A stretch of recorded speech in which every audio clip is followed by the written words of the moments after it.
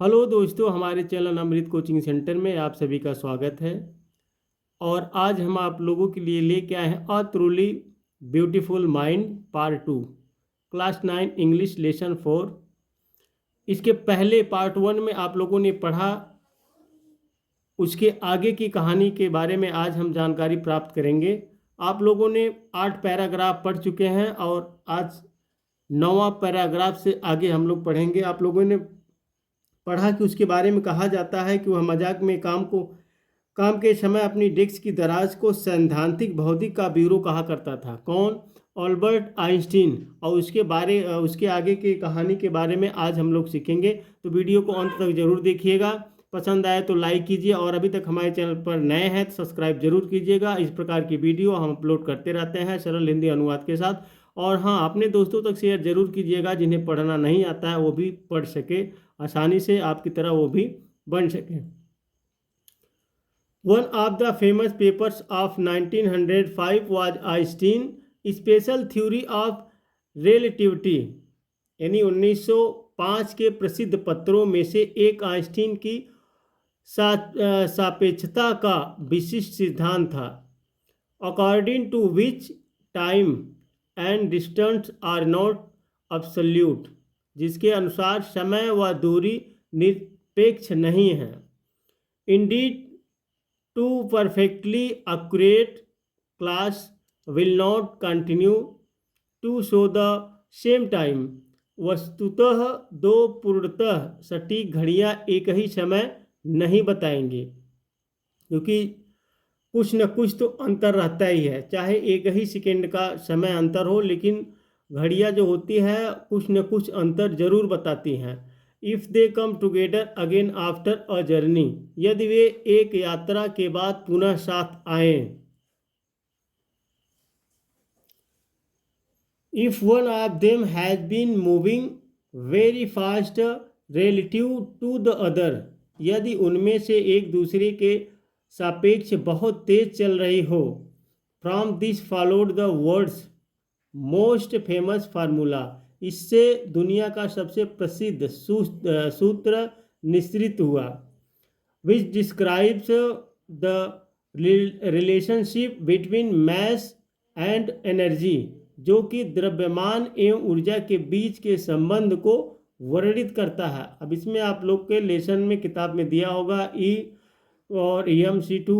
तो in this mathematical equation E stands for energy, इस गणितीय समीकरण में ई ऊर्जा को दर्शाता है। यानी एक ये समीकरण है तो इसमें ई जो है यह ऊर्जा को दर्शाता है।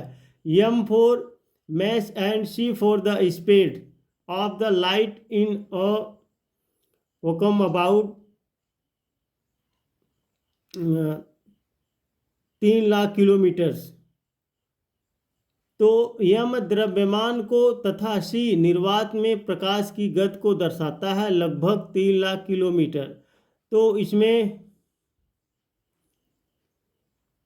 यह सब एक समीकरण बताया गया है ई और EMC2। तो यहाँ पे ई एनर्जी के लिए है और यहाँ पे यम मैस यानी यम द्रव्यमान को तथा सी निर्वात में प्रकाश की गति को दर्शाता है। तो तीनों जो एक समीकरण बना के उन्होंने दिया है उससे भी काफ़ी जानकारी हमें प्राप्त होती है।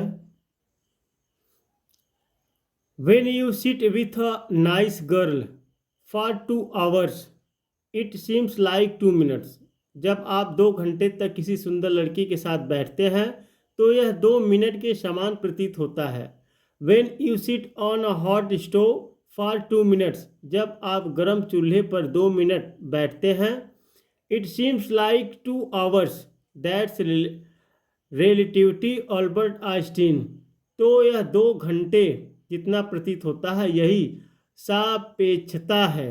अल्बर्ट आइंस्टीन यही देखिए एक सापेक्षता है कि जब while Einstein was solving the most difficult problems in physics, जब आइंस्टीन भौतिक की सबसे कठिन समस्याओं को हल कर रहे थे। His private life was unravelling, तब उनका व्यक्तिगत जीवन असफल होता जा रहा था। क्योंकि वह फिजिक्स की सबसे बड़ी समस्या को सुलझा रहे थे, तो उनका जीवन असफल होता जा रहा था। वे बताए हैं, Albert had wanted to marry Mileva right after finishing his studies. Albert अध्ययन समाप्त करने के ठीक बाद मिलेवा से विवाह करना चाहते थे। But his mother was against it, किंतु उनकी माता इसके विरोध में थी। सी थॉट मिलेवा, उसने who was 3 years older than her son was too old for him। वह सोचती थी कि मिलेवा जो कि उनके पुत्र से 3 वर्ष बड़ी थी, उसके हिसाब से बहुत बड़ी हैं। She was also bothered by Mileva's intelligence, वे मिलेवा की बुद्धिमत्ता से भी चिंतित थी। She is a book like you, his mother said, वह तेरी ही तरह पुस्तक है, उसकी माता ने कहा। Einstein put the wedding of, Einstein ने विवाह को टाल दिया। अब वह अपनी पढ़ाई समाप्त करने के बाद मिलेवा से विवाह करना चाहते थे, लेकिन उनकी माता इसके विरुद्ध थी। वह सोचती थी कि वह उनसे, अल्बर्ट आइंस्टीन से 3 वर्ष की बड़ी हैं, और उनके समझ में यही आता था कि वह बहुत बड़ी हैं। The pair finally married in January 1903 and had 2 sons। इस युगल ने अंततः जनवरी 1903 को विवाह कर लिया और उनके 2 पुत्र हुए। But a few years later the marriage faltered, लेकिन कुछ वर्षों बाद विवाह में दरारें आ गई। Mileva meanwhile was losing her intellectual ambition and becoming an unhappy housewife। Mileva इसी बीच अपनी बौद्धिक उच्चाकांक्षा को खोने लगी और उदास गृहिणी बनने लगी।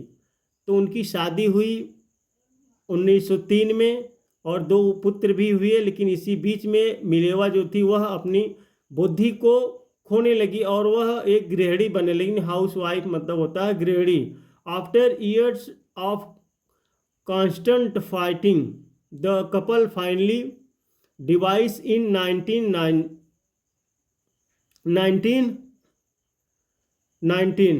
तो वर्षों की निरंतर लड़ाई के बाद इस युगल ने अंत में 1919 में संबंध विच्छेद कर लिया, यानी 1919 में ये लोग दोनों अलग हो गए। Einstein married his cousin Elsa the same year. Einstein ने उसी वर्ष अपनी चचेरी बहन एल्सा से विवाह कर लिया। Einstein's new personal chapter coincided with his rise to world fame। Einstein का नया व्यक्तिगत जीवन उनकी विश्व प्रसिद्ध के उत्थान के साथ प्रारंभ होता है। In 1915 he had published his journal Theory of Relativity। 1915 में उन्होंने अपना सापेक्षता का सामान्य सिद्धांत प्रकाशित किया, which provided a new interpretation of gravity, जिसने गुरुत्वाकर्षण की नई व्याख्या दी। An eclipse of the sun in 1919 brought proof that it was accurate। 1919 के सूर्य ग्रहण ने यह प्रमाण किया कि यह सटीक है। Einstein had correctly calculated in advance the extent to। Einstein ने पूर्व में ही उस विस्तार की सही गणना कर ली थी।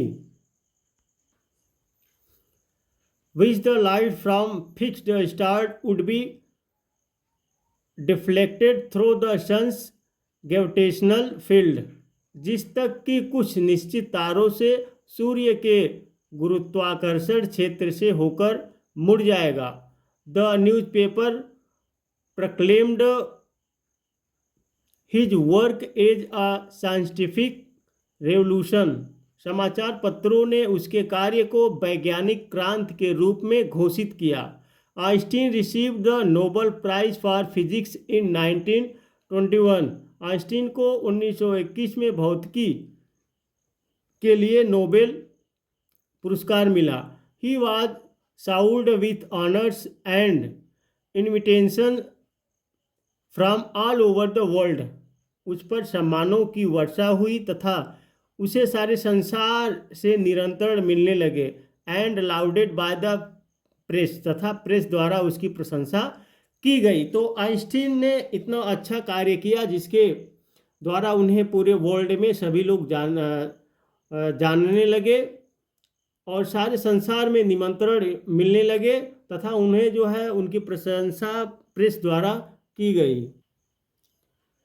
When the Nazis came to power in Germany in 1933, जब जर्मनी में 1933 में नाजी सत्ता में आए, Einstein emigrated to the United States. Einstein संयुक्त राष्ट्र को उत्प्रवास कर गए, जा बसे, यानी उत्प्रवास का मतलब होता है जा बसे।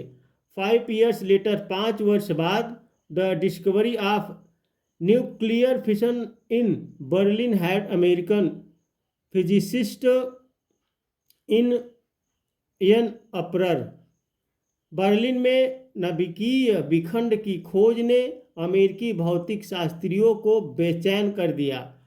Many of them had fled from fascism just as Einstein had. उनमें से कई फांसीवाद से ठीक वैसे ही जैसे कि आइंस्टीन पलायन कर चुके थे।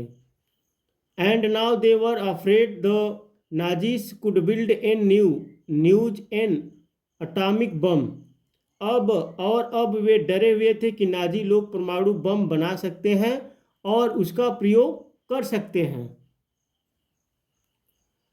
Eight the urging of colleague, एक सहकर्मी के आग्रह पर आइंस्टीन रोट और letter to the American president Franklin D Roosevelt on 2 August 1939। Einstein ने अमेरिकी राष्ट्रपति फ्रैंकलिन डी रूजवेल्ट को 2 अगस्त 1939 को एक पत्र लिखा, इन विच ही वार्नेड, जिसमें उन्होंने चेतावनी दी, और single bomb of the type this type exploded in a port. इस प्रकार का एक भी बम एक बंदरगाह में विस्फोट हुआ, might very well destroy the whole port together with some of the surrounding territory. यह पूरे बंदरगाह के साथ साथ आसपास के कुछ क्षेत्र को भी नष्ट कर सकता है। जब नाजीज के बारे में पता चला कि वे लोग परमाणु बम बना सकते हैं, तो आइंस्टीन ने अमेरिकी राष्ट्रपति को फ्रैंकलिन डी रूजवेल्ट को एक पत्र लिखा कि ऐसा अगर बम बनाकर किसी जगह छोड़ देते हैं तो उस जगह का काफ़ी एरिया और काफ़ी लोग को नष्ट कर सकता है, क्योंकि वह इतना खतरनाक बम था। His words did not fail to have an effect. उसके शब्दों का प्रभाव पड़ा। The Americans developed the atomic bomb in a secret project of their own. अमेरिकियों ने अपनी स्वयं की गुप्त परियोजना में परमाणु बम को विकसित किया। And dropped it on the Japanese cities of Hiroshima and Nagasaki in August 1945। और इसे जापान के नगरों हिरोशिमा तथा नागासाकी पर अगस्त 1945 को गिरा दिया। Einstein was deeply shaken by the extent of the distraction। Einstein विनाश के विस्तार से बुरी तरह हिल गए। This time he wrote a public missive to the United Nation। इस बार उन्होंने संयुक्त राष्ट्र को एक सार्वजनिक आधिकारिक पत्र लिखा। अब जब अमेरिका को उन्होंने पत्र लिखा था, उन्होंने एक बम बनाया और जापान में छोड़ दिया, तो इस दुर्घटना से आइंस्टीन हिल गया, यानी उनको बहुत ही आहत पहुंचा। In it he proposed the formation of a world government. इसमें उन्होंने विश्व की सरकार के गठन का प्रस्ताव रखा। उसके बाद उन्होंने एक और पत्र लिखा जिसमें उन्होंने विश्व की सरकार को एक साथ बात करने के लिए कहा, समझौते करने के लिए कहा। Unlike the letter to Roosevelt, this one made no impact, Roosevelt को लिखे पत्र के विपरीत इसका कोई प्रभाव नहीं हुआ। But over the next decade, किंतु अगले दशक में, डिकेड 10 साल के बाद होता है, तो अगले दशक में Einstein got ever more involved in politics, agitating for an end to the arms buildup. Einstein राजनीति में और अधिक संलिप्त हो गए, अस्त्रों की क्रमिक वृद्धि को समाप्त करने के लिए आंदोलन चलाते हुए, and using his popularity to campaign for peace and democracy, तथा अपनी लोकप्रियता को शांति एवं प्रजातंत्र के लिए अभिमान बनाते हुए। When Einstein died in 1955 at the age of 76, जब 76 वर्ष की अवस्था में 1955 में आइंस्टीन का देहावसान हुआ। He was celebrated as a visionary and world citizen, तो उन्हें एक स्वप्नद्रष्टा तथा विश्व नागरिक के रूप में उतना ही याद किया गया, as much as a scientific genius, जितना कि वैज्ञानिक विलक्षण प्रतिभा के लिए। तो उन्होंने एक और योजना बनाई कि ये जितने भी अस्त्र शस्त्र हैं इनको समाप्त कर दिया जाए और सभी को एक साथ मिलजुल कर रहना चाहिए। तो इसमें वह उनका देहांत हो गया। तो दोस्तों उम्मीद करते हैं इस लेसन के बारे में आप लोगों ने काफ़ी जानकारी प्राप्त किए होंगे। तो पसंद आया तो लाइक कीजिए, और अभी तक हमारे चैनल पर नए हैं तो सब्सक्राइब कीजिए और अपने दोस्तों तक शेयर ज़रूर कीजिएगा। और इस तरह की ढेर सारी वीडियो देखने के लिए हमारे चैनल पर बने रहिए, और कोई समस्या आपको होती है तो कमेंट बॉक्स में ज़रूर लिख कर भेजिएगा।